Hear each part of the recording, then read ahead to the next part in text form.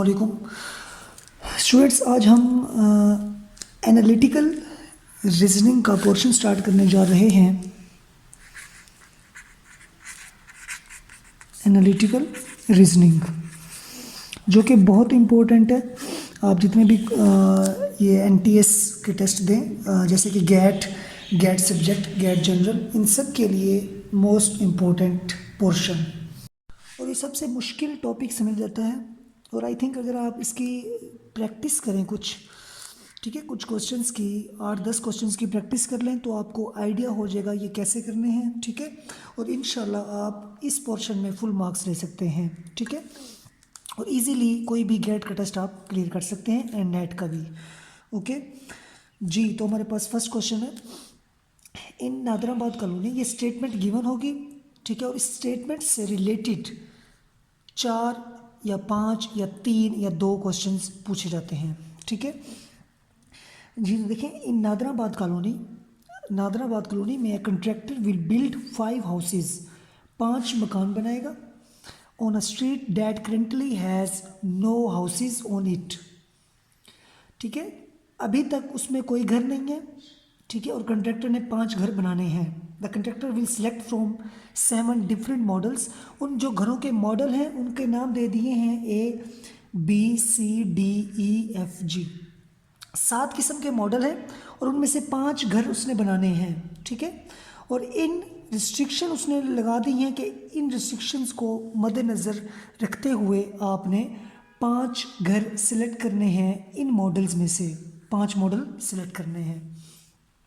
तो फर्स्ट हमारे पास रिस्ट्रिक्शन क्या है कि no model can be selected more than once, कि कोई भी मॉडल एक से ज़्यादा दफ़ा रिपीट नहीं होगा। हमने इन चारों पॉइंट्स को, रिस्ट्रिक्शन को आसान लफ्ज़ों में हम लिखते हैं, ठीक है। क्योंकि इन 4 पॉइंट्स को अगर आप लोग अच्छी तरीके से समझ लें तो इंशाल्लाह इससे रिलेटेड तमाम क्वेश्चंस सॉल्व हो जाएंगे, तमाम एमसीक्यूज़ जी। तो सबसे पहले first point, no model can be selected more than once. तो फर्स्ट पॉइंट को हम कुछ ऐसे भी लिख सकते हैं, no model will be repeated, ठीक है। क्योंकि उसने कहा कि 5 घर बनाने हैं और 5 मॉडल सेलेक्ट करने हैं और इन 7 में से कोई भी मॉडल 2 दफ़ा नहीं आ सकता, no repeated, okay. Second point, either model D must be selected, कि डी मस्ट होगा, ठीक है, या जी मस्ट होगा। इन दोनों में से एक लाजमी सिलेक्ट करना है, डी और जी में से। लेकिन दोनों इकट्ठे नहीं आ सकते, मतलब डी और जी इकट्ठे नहीं आ सकते, ठीक है। कि अगर डी उसने मॉडल सेलेक्ट कर लिया है तो जी नहीं आएगा।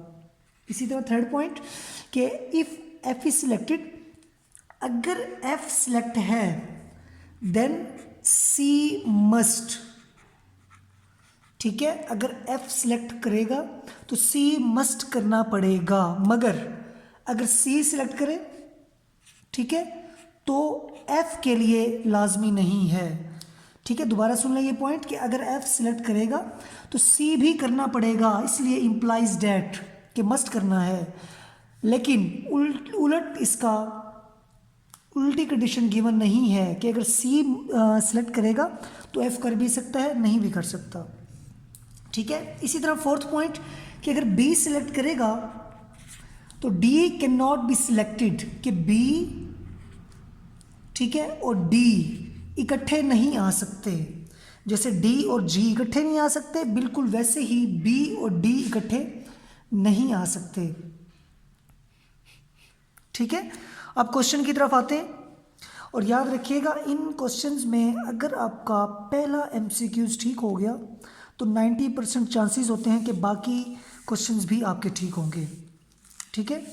तो इसलिए हम सबसे पहले इस स्टेटमेंट को, ठीक है, आसान लफ्ज़ों में हमने ये लिख दिया, 4 पॉइंट्स बना दिए, ठीक है। अब इन 4 पॉइंट्स की मदद से एमसीक्यू सॉल्व करेंगे जी। तो देखें, वो कहता है if model B is one of the models selected, कि बी उसने सिलेक्ट कर लिया, कंट्रैक्टर ने बी मॉडल सिलेक्ट कर लिया है घर के लिए, तो वो कहता है which of the following models must be selected, कि बी के साथ कौन सा लाजमी सिलेक्ट होगा, तो देखें, पहली एक मैं आपको हिंट दे दूं कि यहाँ पे देखें डी, जी, सी, एफ, बी, इन पे कंडीशंस लगा दी हैं उसने, सी पे भी, डी पे भी, एफ पे भी, जी पे भी एंड बी पे भी, मगर ए और ई पे कोई कंडीशन नहीं है।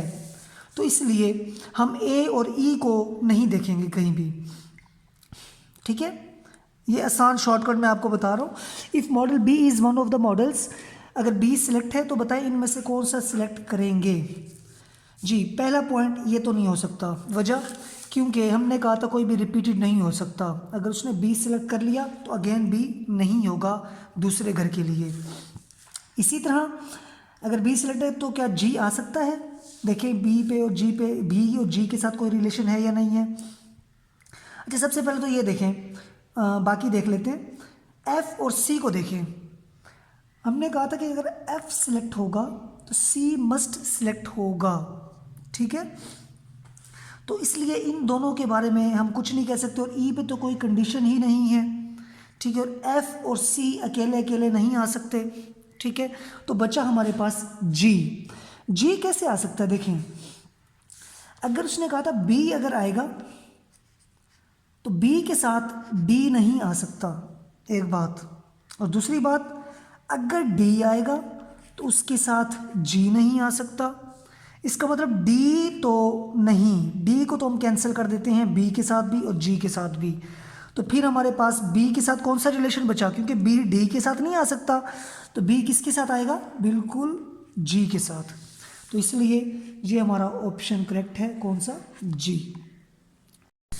अब हम नेक्स्ट क्वेश्चन की बात करते हैं, क्वेश्चन नंबर 2 ए। अब एक और कंडीशन मैं आपको बता दूं कि बी के साथ हमने कौन सा सिलेक्ट किया? जी।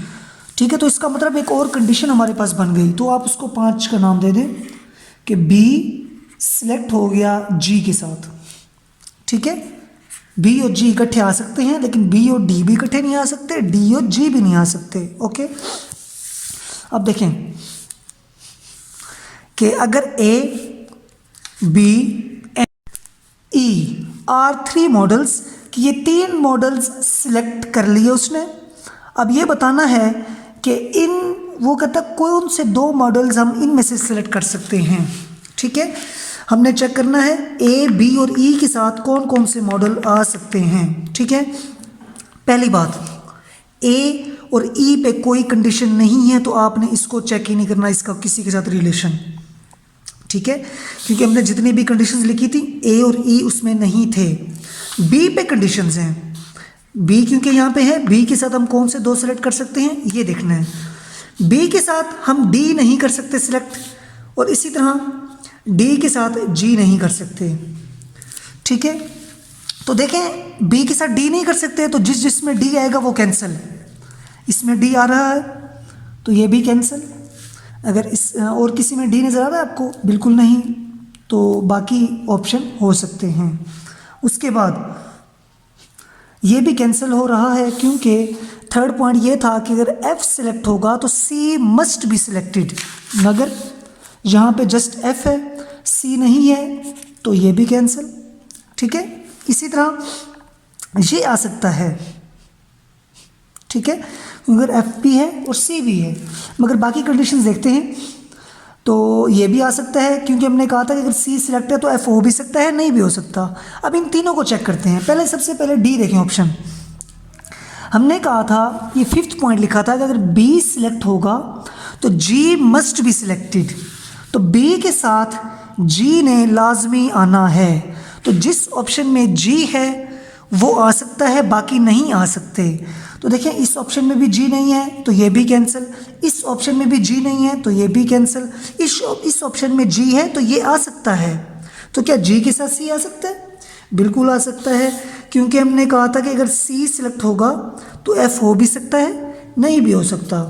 तो इसलिए बी के साथ जी का लाजमी होना, जी का होना लाजमी है, तो इसलिए जी के साथ सी, तो ये ऑप्शन हमारे पास करेक्ट।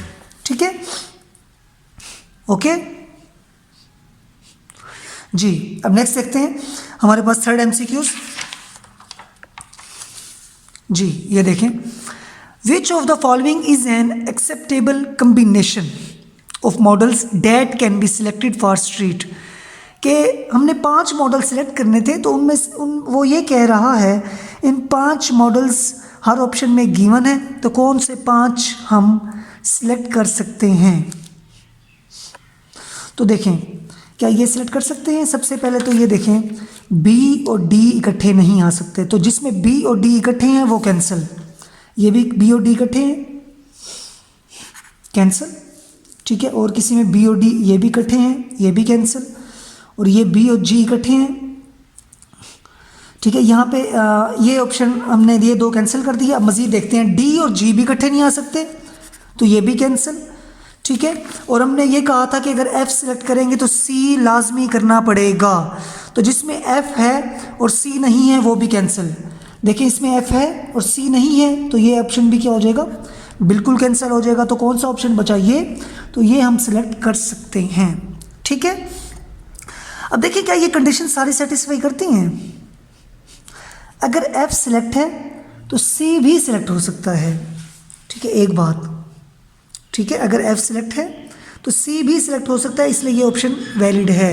उसके बाद ए और ई पे कोई कंडीशन नहीं थी, तो जी आ सकता है, ठीक है, क्योंकि ये था कि बी अगर है, अगर बी है तो फिर जी का होना लाजमी है, अगर बी नहीं है तो जी हो भी सकता है, नहीं भी हो सकता, ठीक है। तो इसलिए this is the correct option. Okay, next 4th MCQs कि अगर मॉडल जी हमारे पास, वो कहता है one of the model not selected, अगर जी हमने सिलेक्ट नहीं किया, ठीक है, तो कौन सा मॉडल इनमें से सिलेक्ट नहीं हो सकता, ठीक है।